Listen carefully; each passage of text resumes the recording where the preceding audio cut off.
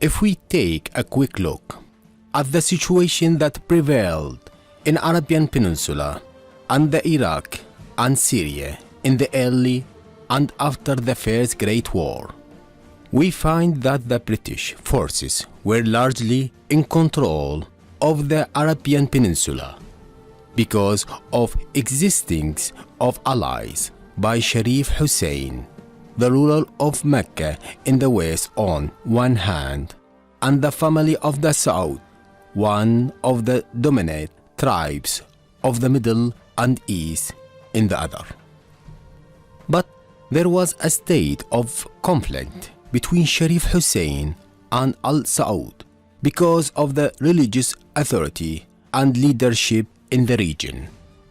There was an alliance between the Wahhabi group, a radical movement of the political and militant that obtained that name from its founder, Muhammad ibn Abdul Wahhab, with the Saud family since 1745. Sharif Hussein considered that alliance a threat to his authority and stressed the provisions of the religion. On the other hand, Al Saud considered that alliance an important economic aspect in order to strengthen the influence of that family in the Arabian Peninsula. The British played a supporting role in both sides. They tried to protect Sharif Hussein from the attacks of the Wahhabi and Saudi forces in his property, but at the same time entered into alliances with the Saud. With the beginning of the collapse of Ottoman Empire, Sharif Hussein tried to build a leadership of his own. He declared a revolution against the Ottoman Empire in June 1916, and with the support of the Britain. The military leadership was in the hands of his son. The forces of Prince Faisal, the son of Sharif Hussein, were able to carry out several military operations against the Ottoman forces in the region. With the help of British intelligence officers Lawrence, known as Lawrence of Arabia, and the Ottoman army was expelled from Mecca, Medina, Ta'if, Jeddah, Yanbu, and Aqaba. Later, the forces of the Arab army, led by Prince Faisal, headed to Damascus in October 1918. Faisal was received in Damascus with the great popular and military support as a man of well-known religious background and supported by Arab nationalists. At the same time, 2 days later, the British troops entered Syrian territory. Internally, the situation in Iraq and Syria was tense and unclear after the withdrawal of the Ottoman from Damascus. The Arab forces occupied power in Damascus and refused to have British and French troops in the country, Syria, and Lebanon. At that time, Lebanon was regional province of Syria. There was opposition from the Syrian tribal leaders to the presence of the nationalists in power in Syria and taking leadership positions in the country. Also, there was an objection by the Arabs of Palestine to Zionist immigration to Jerusalem. There was an Iraqi resentment against the British occupation of Iraq from an external side. There was the Sykes-Picot Agreement, which divided the Arab region between Britain and France, where Syria and Lebanon were considered under French control. This was what Faisal and the nationalists rejected, and they announced the formation of an Arab government in Syria and Lebanon as a basis from the Greater Arab Government. In 1919, the Peace Conference was held in Paris, also known as Versailles Peace Conference, was the meeting of the Allied victors following the end of the First World War to set the peace terms for the defeated Central Powers diplomats from more than 32 countries and nationalities. Faisal participated in this conference in order to explain the Arab view of the right of independence. He has reached an understanding with the French government headed by Clemenceau about the future rule in Syria. And when Faisal returned to Damascus, he found rejection from Arab nationalists about the terms of understanding with the French.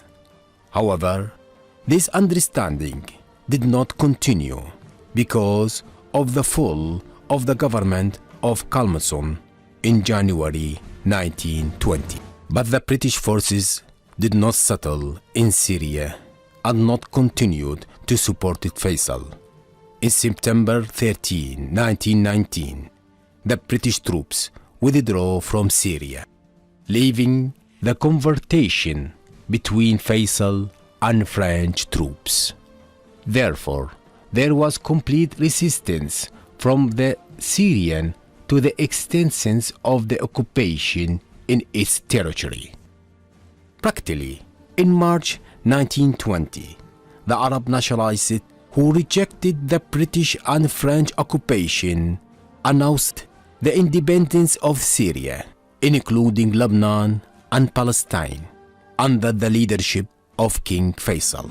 And a conference held in Syria called for independence and economic unification of the Iraq and Syria countries, and Faisal should be ruler over the Syria.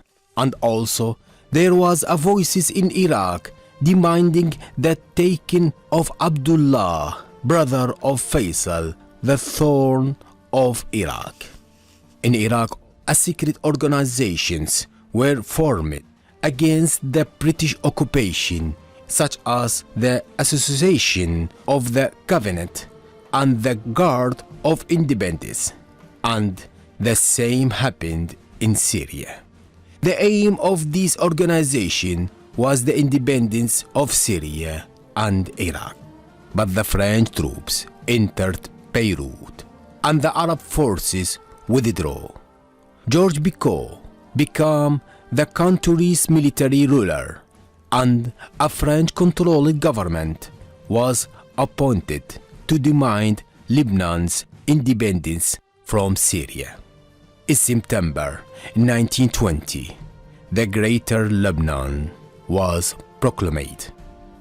In July 26, 1920, after a battle called the Battle of Maysalun, the troops of the French General Gouraud entered Damascus, and Faisal was exiled from Syria. A law was issued by French rule over the country, and the country was divided into units. Faisal left Syria in July 28 in 1920 and became a king seeking from a new kingdom. On the other hand, his brother Abdullah tried to go to Syria through the Jordanian Gate to fight the French and build kingdom of his own. But the British were able to agree with him to stay in eastern Jordan and not to move towards Syria. The British thought that appointing Abdullah as governor of eastern Jordan will give calmness in the region, as well as in Palestine and Syria. And about the situation in Iraq. At the end in the First World War, the interim administration of Mesopotamia was in the hands of the Captain Arnold Wilson and his assistant, Catherall Bell. She was the most famous British writer in Arab countries, and she was appointed to conduct an analysis of the situation in Mesopotamia. Because of her knowledge of and relations with the tribes in the region, she had strong ideas about the regard leadership in Iraq, and she spent many months writing what was later to be considered a professional report, Self-Determination in Mesopotamia. But the British Convention, Arnold Wilson, had a different ideas, was that Iraq is very fragmented, and the Mosul city in northern Iraq is an area represented very important strategy, and the possibility of discovering oil wells in this city is very likely, and that the Kurdish and Shia peoples will not accept an Arab ruler over them. He preferring an Arab government to be under the influence of British officials who would retain real control. So the government Wilsons had a simple referendum in order to look at the future of the rule of this country. But the clergy in Iraq declined to participate in that referendum.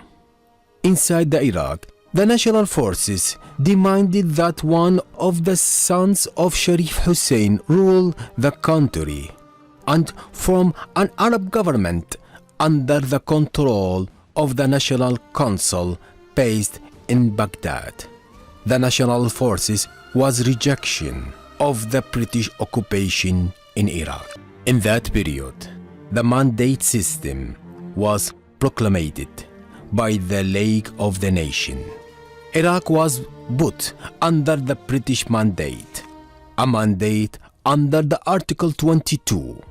The goal of this system is to put poor countries under the control of the powerful countries for a period until these countries were able to govern themselves. But there was kind of the armed resistance against the British occupation in Iraq, led by a group of Iraq officers. And when the British mandate was issued, an armed revolution took place in the country called the Revolution of the 20. The complicated situation in Iraq after the declaration of the British mandate was very tension, and British armies suffered as a result of the popular armed revolution against them.